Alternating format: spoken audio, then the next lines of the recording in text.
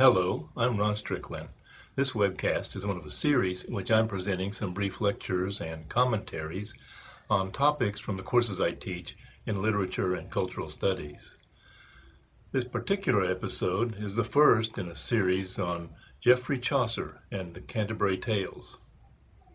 Geoffrey Chaucer was born sometime around 1340 in London, and he died in 1400. He was the son of a successful wine merchant, a member of a rising middle class that would steadily displace the aristocracy in economic power in England over the next 300 years. Chaucer's wife was a member of the lower aristocracy, and through her, he became connected to the highest levels of the English aristocracy when her sister married John of Gaunt, Duke of Lancaster.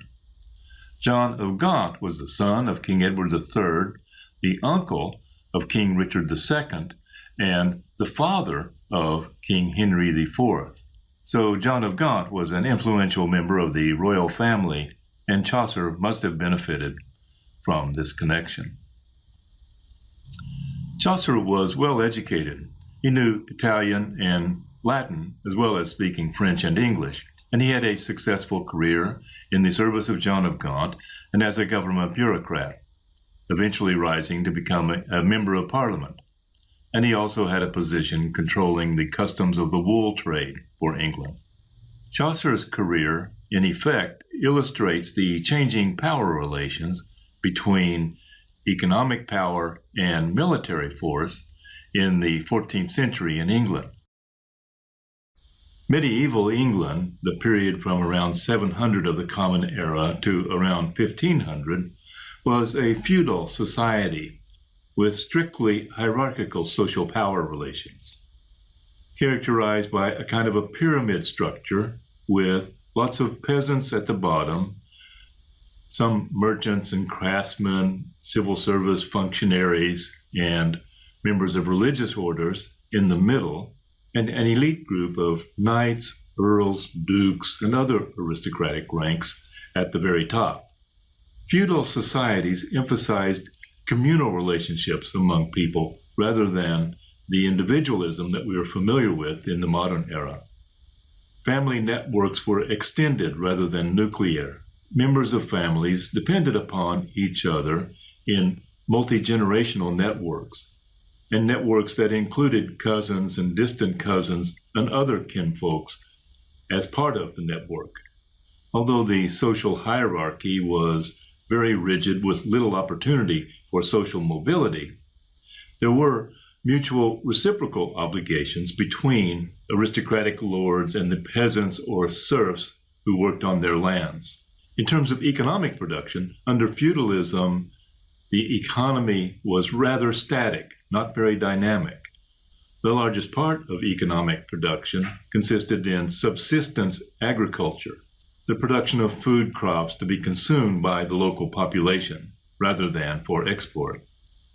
In the towns and villages, there would be small craft shop industries, but no larger scale industrial production of the kind that would come later in the modern era. What international trade that existed consisted of luxury goods, such as jewelry, tapestries, spices, and so on, that were exchanged among members of the aristocratic classes of the different regions of Europe.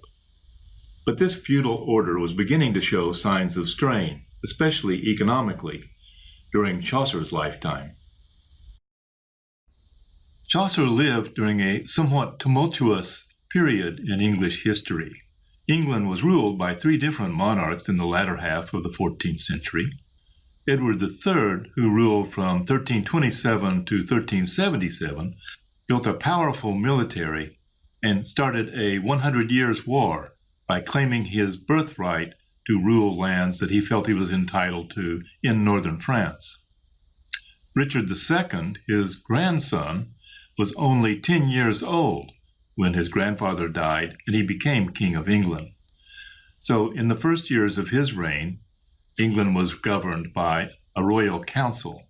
Nonetheless, England remained a force to be reckoned with in the ongoing 100 Years' War as well as in a series of border conflicts with Scotland, and the crown also put down a serious peasants' rebellion in 1381. In 1399, the year before Chaucer died, Richard II was deposed in a military coup led by his cousin Henry Bolingbroke, who became King Henry IV.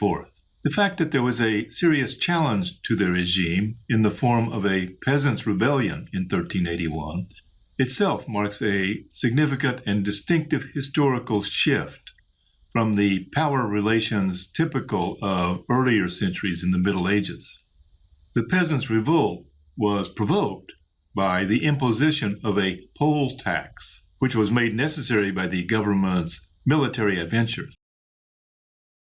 Edward III and Richard II were militaristic rulers, and the country was constantly at war, but economic power was beginning to challenge military power as the shaping and dynamic force of English society.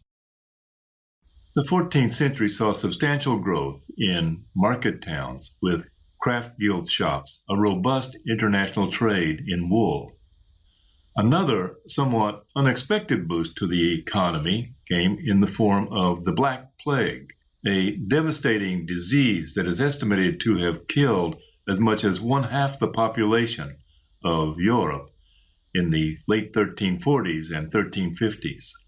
I mentioned the plague as one factor boosting the economy because, ironically, after the death of so many people, there was more wealth, more resources to share among those who survived.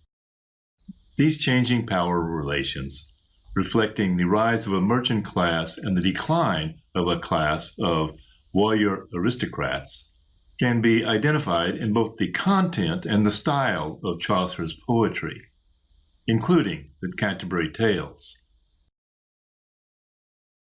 With that, I'll conclude for now, but in a subsequent webcast, I'll have more to say about the general background of Geoffrey Chaucer's life and times and his poem, The Canterbury Tales. As always, if you have questions or comments, send me an email.